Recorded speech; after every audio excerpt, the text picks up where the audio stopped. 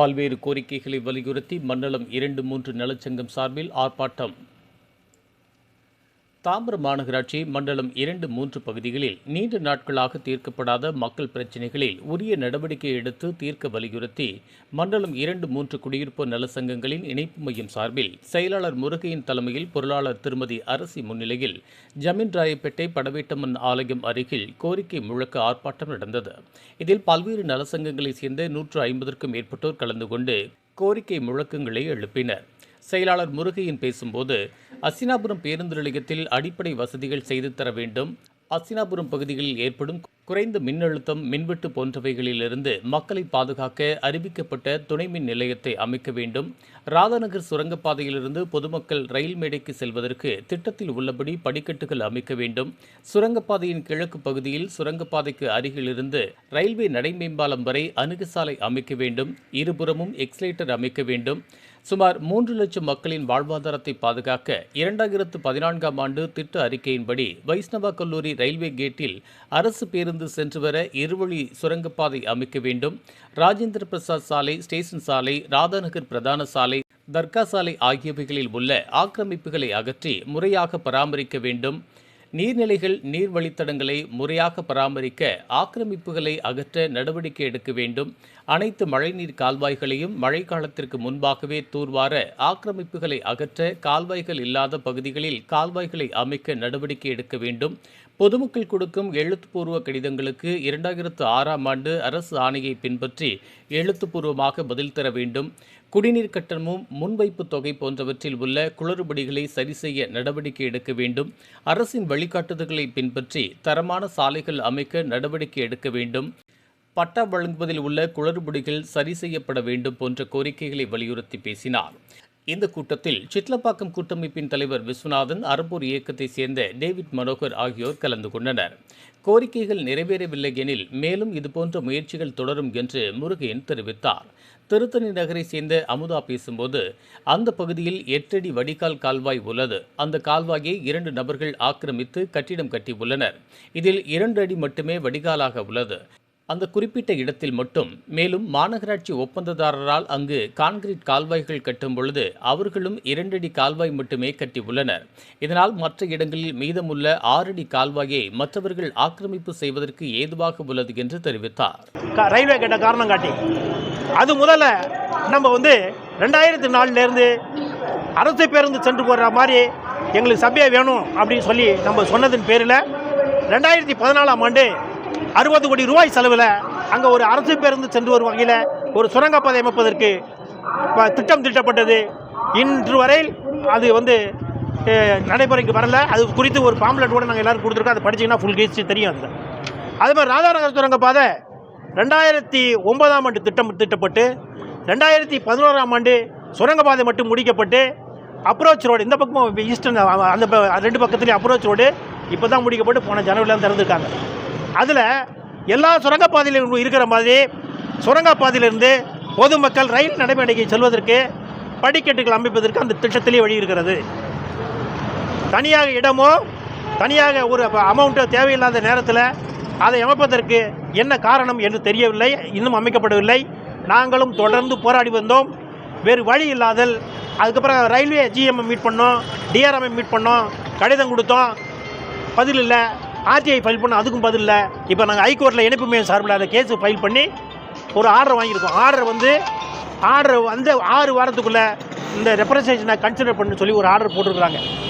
இந்த மாதிரி நிர்வாகங்கள் மக்களுக்கு செய்கிற துரோகத்தினால நாம் நீதிமன்றத்தை நாட வேண்டிய சூழ்நிலைக்கு தள்ளப்பட்டு இருக்கிறோம்.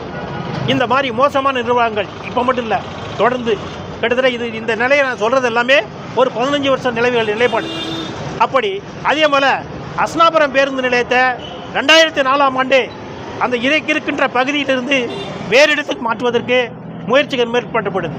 இணைப்பு மையம் தான் அப்போது ஒரு பெரிய போராட்டங்களை பல போராட்டங்களை அறிவித்து அதை தடுத்து நிறுத்தினோம்.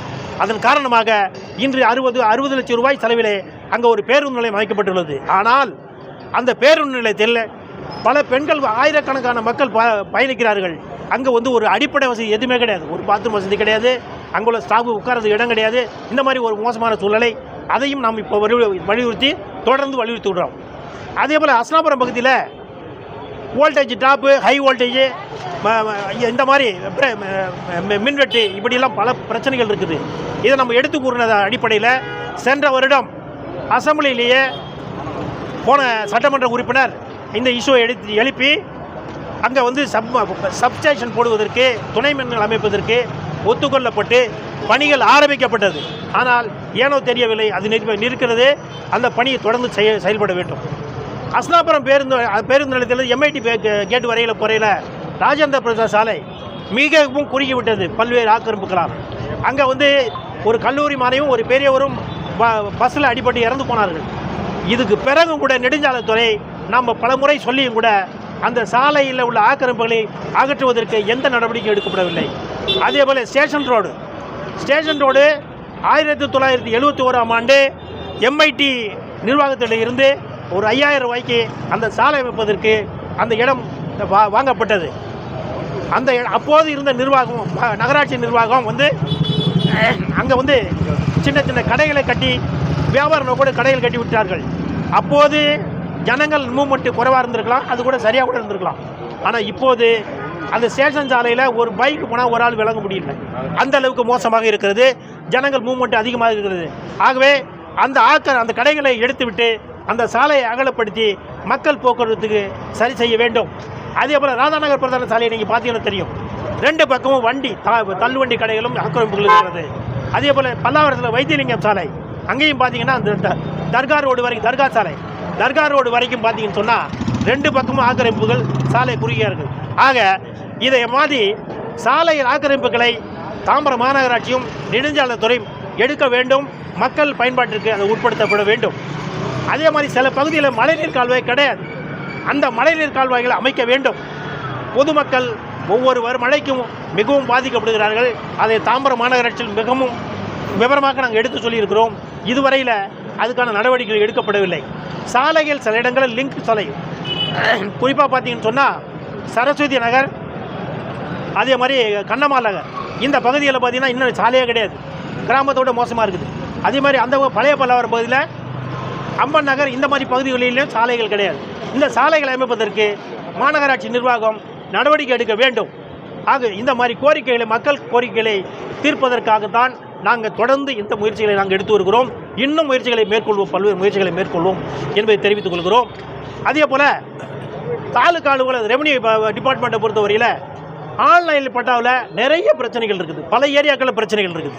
இந்த பிரச்சனைகளை தீர்ப்பதற்கு தாசில்தாரிடம் அவரிடம் பேசியிருக்கிறோம். கூடிய விரைவில் அதுக்கான முயற்சிகளை எடுப்பதாக சொல்லியிருக்கிறார்கள். அதாவது குறிப்பாக பாரதிபுரம், சூர்யா அவென்யூ, அதை சுற்றியுள்ள பகுதிகள், இந்த பகுதிகளில் ஆன்லைன் பட்டா பெறுவதில் பெரும் பிரச்சனைகள் இருக்கிறது. அதை வந்து சரி செய்ய வேண்டும் என்று நாங்கள் கோரிக்கை வைத்திருக்கிறோம். கண்டிப்பாக அதை செய்வார்கள் என்று நம்புகிறோம். அதற்கும் நாம் தொடர்ந்து முயற்சிகள் எடுப்போம். ஜோன் 2 வார்டு நம்பர் 21 திருத்தணி நகர்லேருந்து நான் வரேன். 2018 திருத்தணி நகரில் நர்மதா தெரு, பாலாறு தெரு, இங்கெல்லாம் தண்ணி வந்து முழங்கால் அளவு எப்பயுமே கட்டியிருக்கோம். 2018 நான் ஒவ்வொரு இடமா டேவிட் சாருடைய கைடன்ஸ் மூலமாக நான் நிறைய பேருக்கு போய் நான் மனுக்கள் கொடுத்து இந்த வருஷம் எலெக்ஷனுக்கு 1 மாதம் முன்னாடி எங்களுக்கு கால்வாய் கட்டுறதுக்கு ஆனால் அதை இன்னும் முழுசாக அதை செய்யாமல் அதை பாதியிலே, அந்த எலெக்ஷனுக்கு அப்புறம் அதை வந்து பாதியிலே விட்டுட்டாங்க. அது இல்லாமல் எங்கள் வீட்டுக்கு பக்கத்தில் ஒரு 10 அடி அகல கால்வாய்க்கு இடம் இருக்குது. ஆனால் முன்னாடி தெருவில் 2 வீடு வந்து அதை 8 அடி அவங்க ஆக்கிரமிச்சிருக்கிறதுனால இருக்கிற அந்த அவங்களுக்கு ரெண்டு வீட்டுக்கு நடுவில் இருக்கிற கேப்லேயே ஒரு சின்ன கால்வாயாக மட்டும் கட்டிகிட்டு இருக்கிறாங்க. அந்த கால்வாயோடைய இணைப்பு வந்து நாராயணா ஸ்கூலுக்கும் ஹர்ஷம் அப்பார்ட்மெண்ட்டுக்கும் நடுவில் வெளியில் வந்து மெயின் ரோட்டில் இணைக்கணும். ஆனால் அதை செய்யாமல் ஜெயதோதி ஸ்கூல் வரைக்கும் அந்த கால்வாயை இழுத்துட்டு போய் இப்போ அங்கே வேலை நடந்துகிட்டு இருக்குது. இந்த 2 அடி மட்டும் இருக்கிறதுனால எங்களுக்கு இந்த கால்வாயை கட்டியும் பிரயோஜனம் இருக்காது அப்படின்னு எங்களுக்கு தோணுது. அதன் காரணமாக தான் நான் வந்திருக்கிறேன். அதே மாதிரி எங்களோட ஏரியாவுக்கு குப்பை எடுக்கிறதுக்கு 10 நாளைக்கு ஒரு தடவை இல்லை 1 வாரத்துக்கு ஒரு தடவை தான் வராங்க குப்பை எடுக்கிறதுக்கு. அதனால் அந்த நர்மதா தெருவில் இருக்க அப்பார்ட்மெண்ட்டில் இருக்கிற மக்கள் எல்லாம் எங்கெங்கே காலி இடம் இருக்கோ அங்கெல்லாம் குப்பையை போட்டுடுறாங்க. அதுக்கப்புறம் எங்களுக்கு வந்து நல்ல தண்ணியும் கரெக்டாக எந்தெந்த டைம் வருது, எப்போ வருது, அந்த மாதிரி ஒரு கணக்கே கிடையாது. இதுவும் எங்களுடைய பிரச்சனையாக இருக்குது. நான் அடிக்கடி வந்து நான் மாநகராட்சிக்கெல்லாம் மனுக்கள் கொடுத்துட்டு தான் இருக்கிறேன். இந்த 10 அடி கால்வாயை 2 அடியாக சுருக்குனதுக்கு முக்கியமாக நான் போன மாதம் கூட போய் மனு கொடுத்தேன். ஆனால் எந்த விதமான நடவடிக்கையும் இது வரைக்கும் எடுக்கலை. தேங்க்யூ. உங்கள் பேர்? என்னோட பேர் அமுதா, திருத்தணி நகர். சார், என்னோடய பேர் ரேணு கார்த்திக். நான் இங்கே போஸ்ட் நகரில் இருக்கேன். இப்போ பார்த்தீங்கன்னா இங்கே நிமிலிச்சேரி ஏரியிலேருந்து அஸ்தனாபுரம் ஏரிக்கு போகிற கால்வாயை வந்து ரீரூட் பண்ணியிருக்காங்க. ஸோ இப்போ முருகன் சார் சொன்ன மாதிரி இங்கே நிறைய நீர்நிலைகள் இருந்தது. ஒரு நீர்நிலைகளுக்கும் கனெக்டிவிட்டி இருந்தது. போக்கு கால்வாய், வரத்து கால்வாய் எல்லாம் இருந்தது. இப்போ வந்து அந்த அஸ்தனாபுரம் ஏரியை மொத்தமாக ஆக்கிரமிப்பு பண்ணதுனால அந்த ஏரிக்குள்ளே தண்ணி எதுக்கு போகணும்னு சொல்லிட்டு நிமிலிச்சேரி ஏரியிலேருந்து அஸ்தனாபுரம் ஏரிக்கு போகிற கால்வாயை மொத்தமாக ஆக்கிரமிச்சிட்டாங்க. அதனால் இந்த நிமிலிச்சேரி ஏரியிலேருந்து வெளியே வரக்கூடிய தண்ணீர் பார்த்திங்கன்னா போஸ்டல் நகர், செந்தில் நகர், ஓம் சக்தி நகர், அதுக்கு பின்னாடி இருக்க அசோசியேஷன்ஸ் எல்லாத்துலேயும் இருக்க வீடுக்குள்ளெல்லாம், பட்டா நிலத்துக்குள்ளெல்லாம் பாயுது. இது தொடர்பாக வந்து நம்ம பிடபிள்யூடிக்கு, ரெவென்யூக்கு பலமுறை கம்ப்ளைண்ட் கொடுத்தோம். எந்த ஒரு நடவடிக்கையும் எடுக்கிறது கிடையாது. அண்டு அசோசியேஷனில் சொன்ன மாதிரி இந்த தண்ணீர் வந்து கால்வாய்களில் வந்து போனால் மட்டும்தான் நம்மளுடைய அண்டர் கிரவுண்ட் வாட்டர் ரீசார்ஜ் ஆகும். இல்லைன்னா போரை எதிர்பார்த்து போரில் தண்ணி இல்லாமல் தண்ணிக்கு வந்து தண்ணி லாரியை பேஸ் பண்ணி தான் இருக்க வேண்டிய நிலமை வரும். இதுதான் சார் இப்போ இருக்கிற நிலைமை சூழ்நிலை. நன்றி. இப்போ வந்து மெயினாக இன்றைக்கி பேச வந்தது வந்து நீர்நிலைகள் பற்றி. இந்த நீர்நிலைகள், நீர் வழித்தடங்கள் எல்லாம் வந்து இப்போ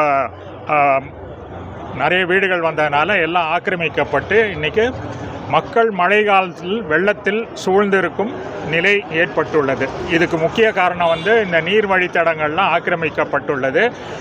பெரிய ஏரியிலேருந்து புத்தேரிக்கு வர கால்வாயில் பார்த்திங்கன்னா இப்போ ரேடியல் ரோட்டில் காசாகிராண்டி ஒரு ப்ராஜெக்ட் பண்ணுறாங்க.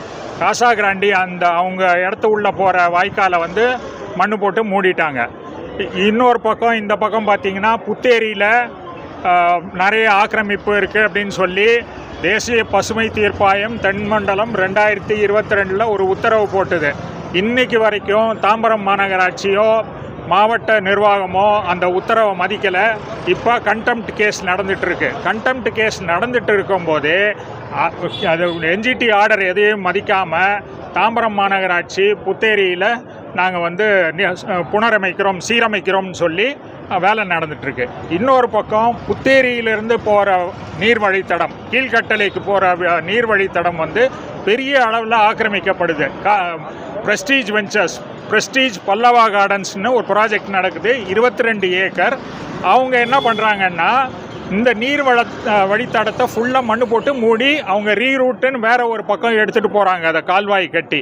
இதுக்கு முக்கிய காரணம் வந்து அவங்க என்ன சொல்கிறாங்க, நாங்கள் வந்து ஒரு ஜிஓ வாங்கிட்டோம், 420 ஒரு ஜிஓ. அந்த ஜிஓ என்னன்னா அவங்க வந்து 2020 வடக்கு பக்கத்துலேருந்து தெற்கு பக்கம் போகிற வந்து WRD கால்வாயை வந்து ரீரூட் பண்ணுறதுக்கு பர்மிஷன் வாங்கிட்டு அந்த பர்மிஷன் காமிச்சு இன்னொரு கால்வாயை இப்போ ரீரூட் பண்ணிகிட்ருக்காங்க. இதுக்காக கடந்த மாதம் வந்து மாவட்ட ஆட்சியரிடம் புகார் அளித்தோம். புகார் அளித்ததன் பேரில் இப்போ வந்து ஒரு 2-3 நாளைக்கு முன்னால் தாசில்தார், WRD ஆஃபீஷியல்ஸ்லாம் வந்து பார்த்துட்டு போயிருக்காங்க.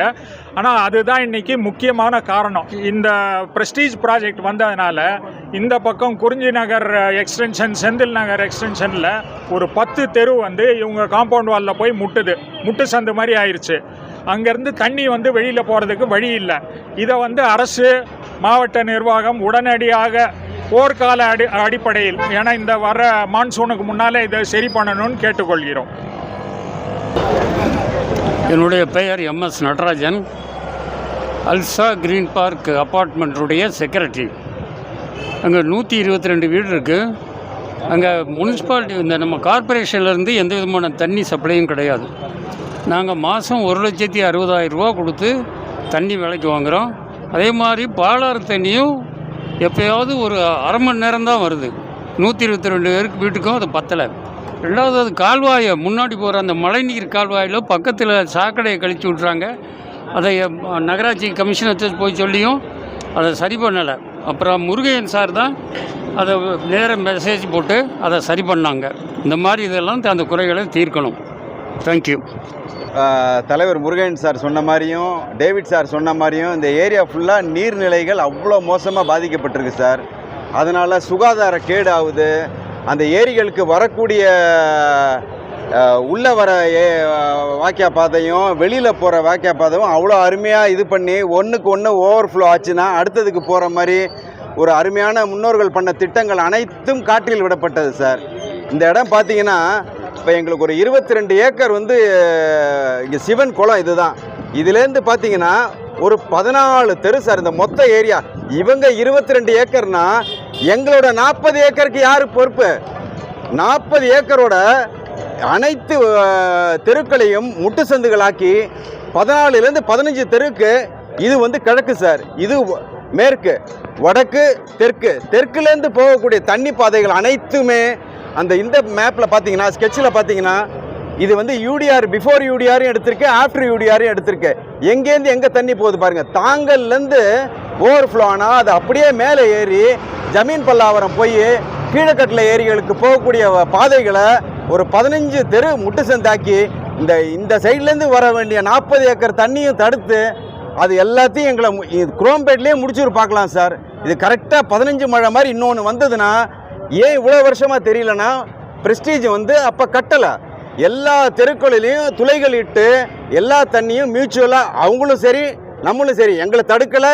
தண்ணி அந்த கழனியாக இருந்தது, அப்படியே தண்ணி போயிட்டு இருந்தது.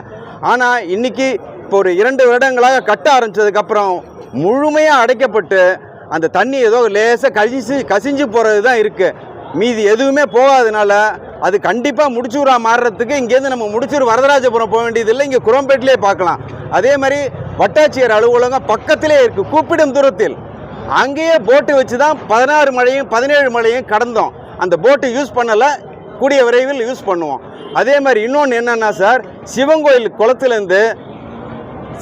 குளத்துலேருந்து நீர் வெளியேறதுக்கும் வழி இல்லாமல் எல்லாத்தையும் அடைச்சி நாங்கள் கேட்குறது என்னென்னா, சர்வே நம்பர் 108, 109க்கு நடுவில் இருக்கும் வடிகால் காவாவை மட்டுமாக காப்பாற்றுங்கள். அது எங்கேருந்து ஆரம்பிக்கணும்னா, சிவங்கோயில் பின்னாடியிலேருந்து, நம்ம அகத்தீஸ்வரர் சிவங்கோயில் பின்னாடி இருந்து நேராக வந்து சிவன் கோயில் குளத்துலேருந்து பின்னாடி அங்கேருந்து சர்வே நம்பர் 99 வழியாக வந்து 113 ரைட் எடுத்து அப்படியே 109 வரைக்கும் போகணும் சார்.